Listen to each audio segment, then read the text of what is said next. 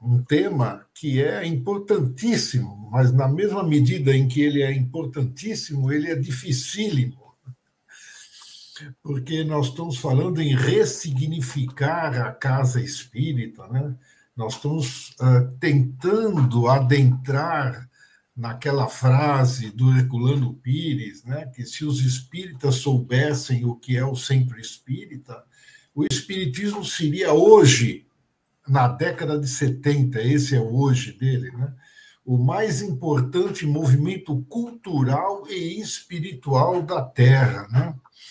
Quando ele se refere ao aspecto cultural, ele está dando ênfase mais na educação, né?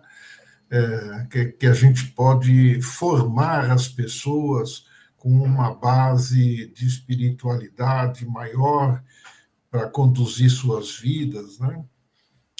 E também a parte espiritual, que não é só a educação, né? A educação é a base, mas é a ação. Ação para as pessoas se transformarem espiritualmente. Então, nesse evento, todos nós estamos como num barco, num grande barco, cada um com seu remo, e olhando no mar, uma luz, um horizonte muito promissor. E nesse horizonte nós todos estamos nos dirigindo, dando as nossas braçadas, nossas remadas em direção a esse horizonte. Mas ele é muito largo, ele é grande e nós não sabemos exatamente aonde aportar, né? Mas temos um senso de direção, né? E de vez em quando vem umas pedras, vêm alguns obstáculos e todos nós remamos e desviamos deles. Aqui nós não queremos ficar, não sabemos exatamente qual é o porto que nós vamos desembarcar, mas temos algumas ideias, né? E vamos perseguir essas ideias. Então, a casa espírita, como o Herculano também fala, é um meio, não é o fim. Tá? É um meio para a transformação do homem. Ela é um instrumento altamente eficaz de convivência e nessa convivência de crescimento mútuo, né, das pessoas, né? Uma encontrando apoio nas outras. Ué, podemos nos desenvolver enquanto espíritas sem a casa espírita? Sim, podemos. Mas a casa enriquece, acelera o processo.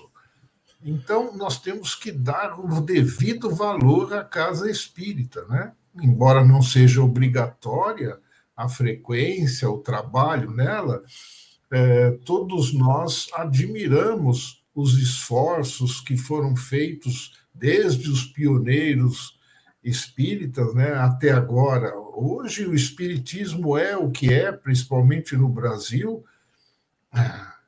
ele é devido aos esforços que pessoas fizeram em tempos muito mais difíceis do que agora.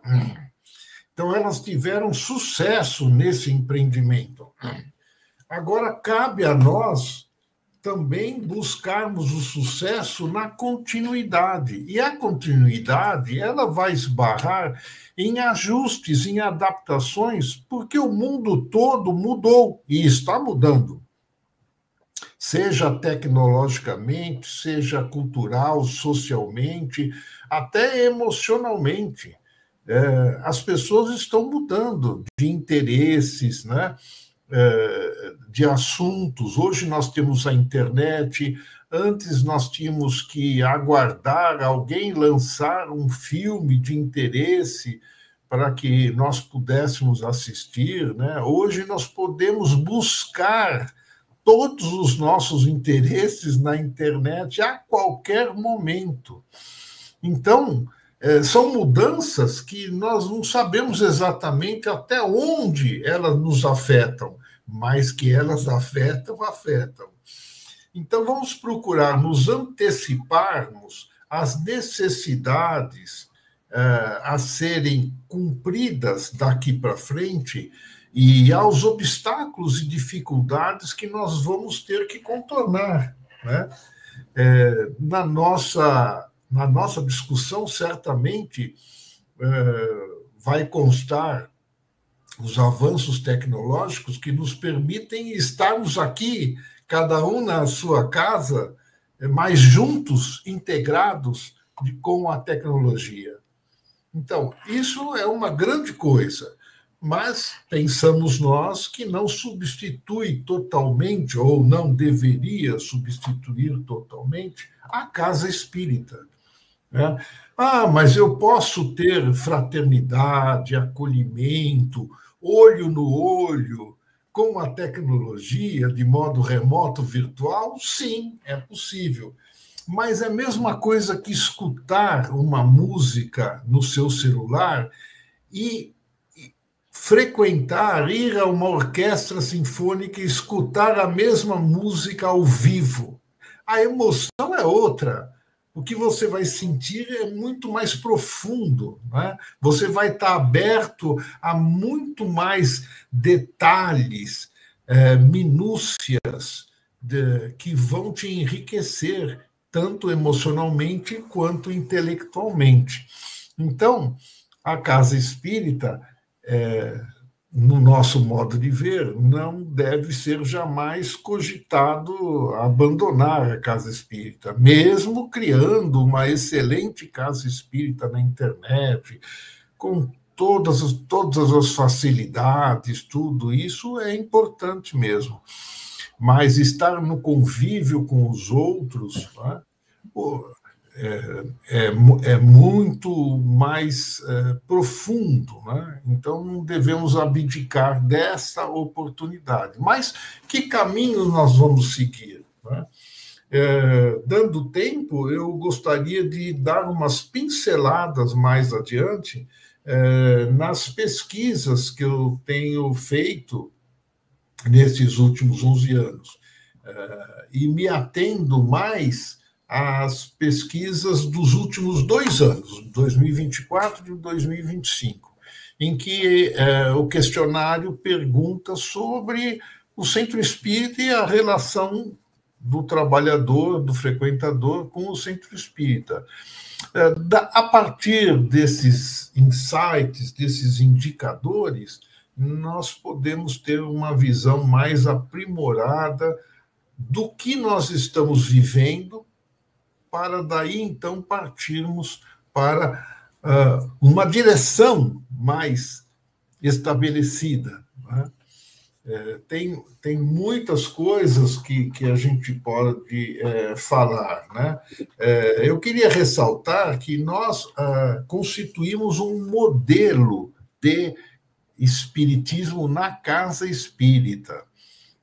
Por quê? Porque o Brasil se intensificou, né? Foi o país que mais desenvolveu o espiritismo em termos de casas, né, no mundo. Então, na pesquisa internacional que eu faço, todos eles são unânimes em dizer que conhecem o espiritismo modelo Brasil e o tentam aplicar o mesmo modelo nos seus países, né? Então, veja, nós criamos um modelo, né? Agora, esse modelo ficou válido por mais de 100 anos, né? Desde que ele foi criado, né? Será que ele não está precisando de ajustes, né? Nós já identificamos que em muitos países o nosso modelo não se aplica totalmente. Eles têm que adaptar esse modelo, né?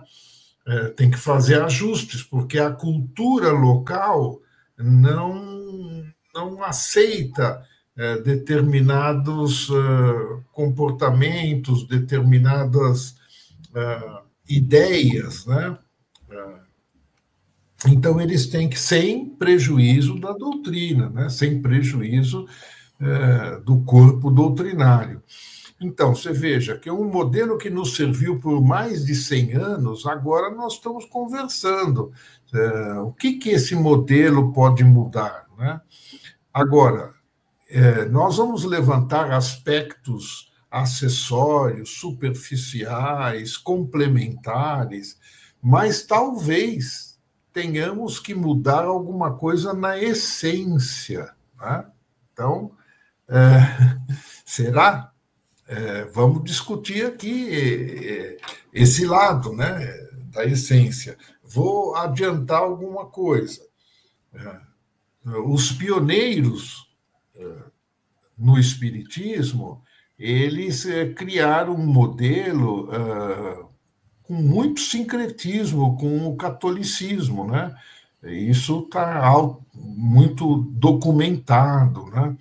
Tanto nos artigos do Marx, do Bezerra de Menezes, né? Quanto nos primeiros, as atas dos primeiros centros espíritas na Bahia, né? E mais particularmente no Rio de Janeiro, onde floresceu mais e rapidamente, nós percebemos claramente que é um espiritismo diferente, né? Mas nós limpamos esse espiritismo de alguns exageros, né? Mas mantivemos o aspecto de um religiosismo muito forte. E nos dá a impressão que, se não for assim, nós não estaremos seguindo um bom caminho, né? Porque nós fomos criados assim, nós nos formamos nesse espiritismo, né? Então, será que nós exageramos no religiosismo? O religiosismo, quando exagerado, ele embarca numa devoção. A devoção, ela não dá espaço para racionalidade.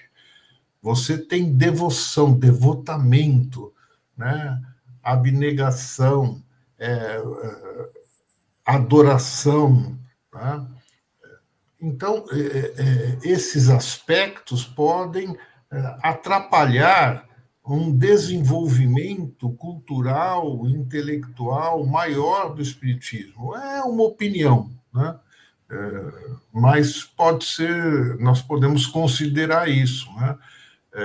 Agora, isso não quer dizer perdemos o respeito e a admiração por tantos espíritos superiores que nos deram apoio até agora, se deixaram visíveis, né? Nós sabemos os nomes, sabemos quem são, quem foram, né? Então, esses espíritos merecem o nosso carinho, né? O nosso respeito, a nossa admiração, a nossa dedicação e empenho em estudar suas mensagens, né? Mas daí a exagerarmos e colocarmos como ídolos, como pessoas que não podem sofrer nenhum questionamento, nenhuma busca de maior profundidade, de comparação com o corpo doutrinário, aí também pode ser um equívoco que a gente possa estar passando, né? A doutrina espírita, ela nasceu de questionamento, de investigação, não nasceu pronta, não está pronta, né? Tem muita coisa para desenvolver, ela tem que acompanhar a evolução. E para acompanhar a evolução, quanto mais religiosismo nós temos, vamos comparar com a Igreja Católica. O religiosismo é tão alto que é calcado em dogmas, e o dogma é inquestionável. Você tem que aceitar, você está numa religião de aceitação. Você entra e aceita tudo, né? Ou sai da religião. A nossa religião é muito diferente, a ponto de alguns não compreenderem como religião, como uma doutrina baseada em filosofia, em ciência, e desembocando e principalmente caindo nas consequências morais, né? Que é a parte realmente que nos interessa, né? O resto é o meio. Então, nós temos um caminho a seguir, né? E se dermos mais intensidade para um lado em detrimento de outros lados, esse caminho pode não ser o melhor. Então, amigos, é o